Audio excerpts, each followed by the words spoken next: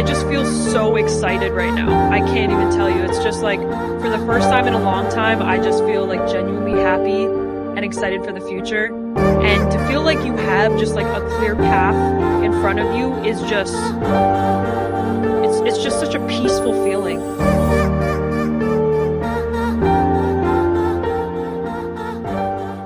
Making this video because I have decided that I am going to quit smoking weed and alcohol. And this is something that I've been struggling with for a while, in case someone else feels a little maybe isolated like I felt and alone in this. I just want you to realize that, you know, there's other people going through this as well. I just turned 29. For the past like 9 years, the longest I haven't smoked or have been sober has been 3 months, which is like kind of sad. I've definitely relied on weed as a coping mechanism 100%, where it definitely dulls my emotions and it allows me to feel like I'm able to get through things easier by smoking, because I can like mask the pain, forget about it. But I think in actuality, like, it's always still there. It always does come back because I haven't dealt with it. I feel a tremendous amount of guilt and just like shame around it for some reason. Maybe it's because I have high goals for myself, and then it feels like it almost like takes me longer to achieve my goals. I feel like for me, the fact that it takes up so much of my headspace, and like I constantly, it's like I have one foot in, one foot out, where I'm like, oh, I should quit. Oh, but like I feel FOMO, like I don't want to miss out if my friends are smoking, whatever. Makes me realize that the answer is I should stop. Now I think I'm going to do cold turkey just because I'm kind of like, I'm just fed up at this point and I just like want to I want change right now. And I think, yeah, this like makes it really real just putting this out there. And I really do need to hold myself accountable, because it's just like the back and forth is like, I'm sick of it, you know, and it's frustrating, and I just want to like stick with a decision. So I hope this helps me with that. I sweat through my sheets. They were wet. I had really severe insomnia, kept waking up throughout the night. My friend was talking to me at points, and I hate to say it, but I was thinking about smoking weed, if we were going to, where we would get it, when we would smoke. And it's sick, man, it's sick. And so just the fact I was able to persevere, get through that, I just feel so much better that I didn't smoke. I knew I would have regretted it, and you will just be able to build this level of confidence within yourself and this level of trust within yourself by continuing this process. I promise you that. It's going to be worth it. It's day 5. I didn't get out of bed. I like kind of slept the entire day. Hate to admit it, but it's kind of true. I was feeling, I'm not gonna lie, really angry and really kind of like sad, depressed. I used to have really bad depression back in the day. My depression symptoms kind of came back. For me, weed, it was just such a coping mechanism. And so to not have that, all these feelings of anger came up and sadness, and I just had to really deal with them. I realized that I was causing a lot of my own suffering by continuing this habit of smoking weed. I really was. And it's hard to admit causing your own suffering, but once I did, I realized what I needed to do. Definitely, it was kind of like a turning point where I started to really question, what is it that I am going to be looking forward to every day now? Because I think for me, truthfully, every day what I would look forward to was, oh, I'm going to smoke weed at the end of the day. Like, that's what I have to look forward to. That's my dopamine spike. But I think it's just a matter of reframing and reminding yourself that there are so many other things that you can look forward to. And day 10 was when I took a 5-hour drive upstate. And so that was like kind of rough, because one of my good friends has like a THC pen, you know, like a weed pen. And she was kind of hitting it throughout the car ride. Bruh, I can't tell you how badly I wanted to hit that. And I was trying to like justify why it would be okay to smoke again and ask her for a hit. And I was just so tempted. And it was just such, again, this back and forth in my head. But I think what I realized was, why do I want to keep repeating the cycle? Because I've done this so many times where I go back and forth in my head. So it almost just felt like such a repeat of all these other times that I've done the same exact thing. Day 11 was the wedding day. And I honestly felt like I had a really good time. And I was completely sober, and everyone else around me was drinking a fair amount. And I realized that like everyone else was getting a fair amount of drinks. But honestly, I really don't think them having those drinks really was making them have a better time than I was. Like, I was chilling. So I think that was such a cool realization, is that I used to think, oh, like if I drink, I'm definitely gonna have a better time. But honestly, I don't think that was the case. I think I didn't have a hangover. I was dancing, I was vibing. I think this weekend, it was just something clicked where I kind of finally realized, like, alcohol really doesn't make you have that much of a better time. It's just kind of all in your head, where you just think that, but it's simply not true. You can have a great time without alcohol.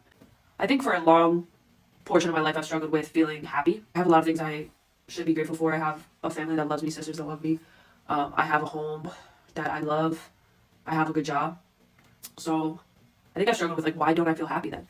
But I do think part of it is like I haven't been happy with myself with the actions I've been taking with smoking weed every day and just not really living up to my full potential. So I do feel like that's a big part of what has been holding me back and from feeling true joy and happiness. Because I just think I just wasn't proud of myself, and I wasn't really happy with myself, and again the choices I have been making. So I do think that this is a huge step, and I also just think happiness really is a mindset. I think you do have to choose to be happy every single day. I feel like this was the last step in being able to like fully accept and love myself. Just like weed, for some people, at least for me, literally made me a different person. Like I'm extroverted. I love people. I love being social. And when I smoked, I wouldn't want to talk to people. I was introverted. I couldn't even have conversations. I just was not confident. I would doubt everything I said and did. I would even doubt things I would like post on social media and be like, oh, that's cringe, that's embarrassing. Like, why did I post that? I would just doubt myself so much. And it's like, that's not me. That's literally not me.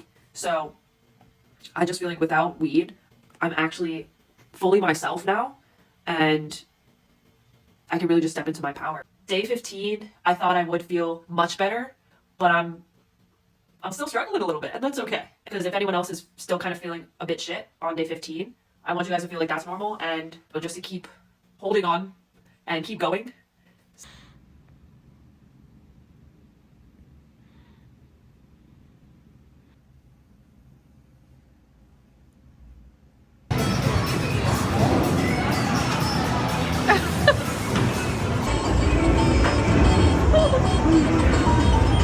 Is that good? Yeah. Wait, is that good?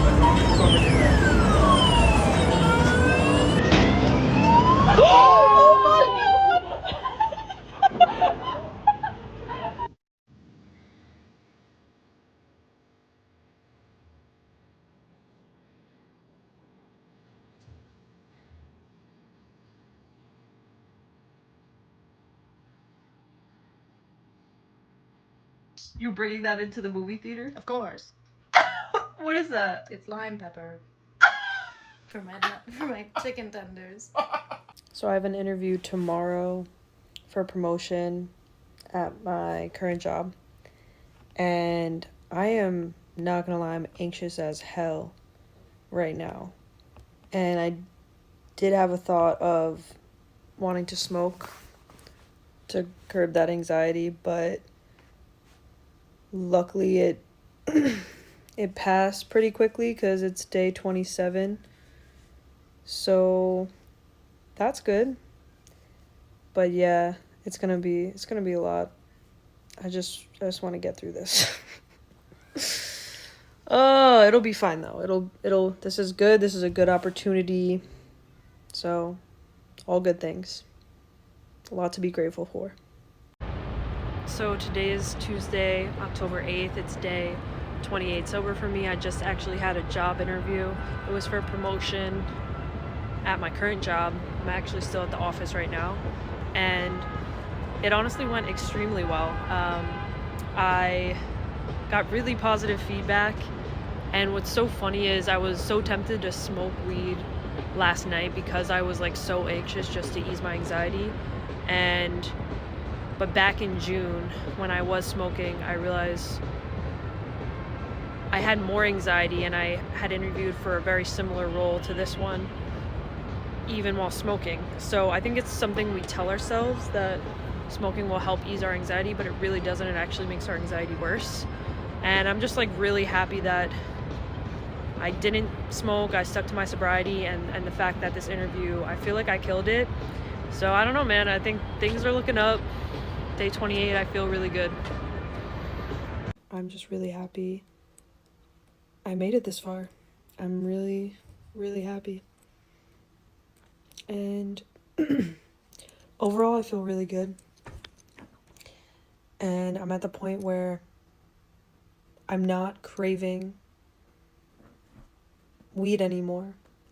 And same goes for alcohol. I just don't really have as much of an interest in doing it, which is so good because I definitely was craving weed a lot in the beginning. It was really hard.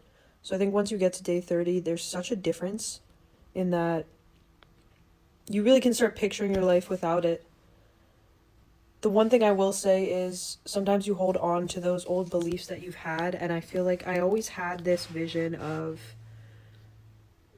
if I'm a bridesmaid at a wedding, in the morning getting ready with the bride, and then we're all sipping on champagne, and my mom's getting remarried next Friday. So for some reason, I'm just going back to that idea of wanting to do that because I feel like that's such a thing at weddings, especially if you're a bridesmaid or maid of honor. But I think it just goes back to the idea that that's just kind of like a program. That's just something, a story I've told myself as to what'll make it a fun time when in actuality I don't need to have alcohol. I can replace that with a different drink. It doesn't have to be champagne. So that was like kind of the one thing that I felt a bit of disappointment, I guess, with. But I know again, if I were to drink, I think I just would regret it, and it would just be where I end up going back into this cycle of I start drinking again. Oh, then I'll smoke again because every time I drink, I always want to smoke. And it's just going to eventually lead back to this same cycle I've been repeating over and over and over again. And I don't want to do that anymore. So it's just reminding yourself why you're doing this and just sticking to that and not faltering on that. So yeah, I'm really excited for what's to come. I really am. I just got told that I didn't make it to the final round of interviews for that promotion at my job.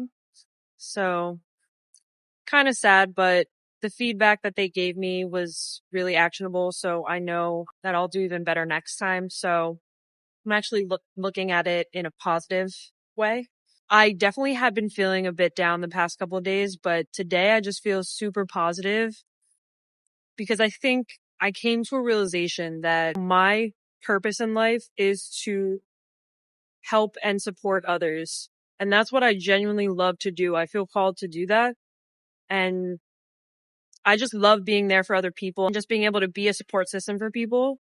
I think that's what really fulfills me.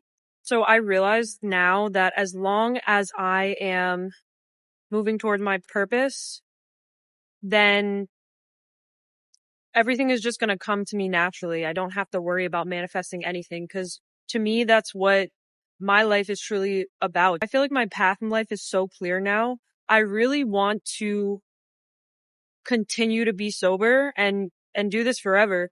And I want to be a sobriety coach and be able to help others that are struggling, whether it be with weed, alcohol, nicotine, because I know what it feels like to be so conflicted and for this to really have a negative effect on your life. And I just wish I had someone to help me through it. So that's my goal. That's what I feel like my path is. And it just seems so clear to me now that that's what I'm meant to do. And so I really am not going to stop until I make that happen. And I found a class that I can take. So I'm planning on just getting more knowledge on coaching.